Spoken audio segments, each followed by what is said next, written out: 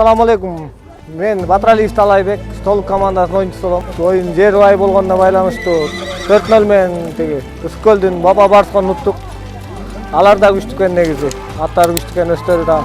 Биздин эң күчтүү немебиз бул 1-1 болду ортобуз. Ортобуздан негизи почти 100% эле айтсам болот го дейм, 100% эле алдык. Нападениядан ушу Бакиров Давлет жакшы иштеп берди мына. 3 гол салып, ошону менен 4-0 менен уттук. Ошол айылдан, бир айылдан чогулуп келгенбиз, Толук айылынан. Бүт ушу Толук айылынын кулундары 12 болот тең. Аттарыбыз да бүт ушу айылдан келген.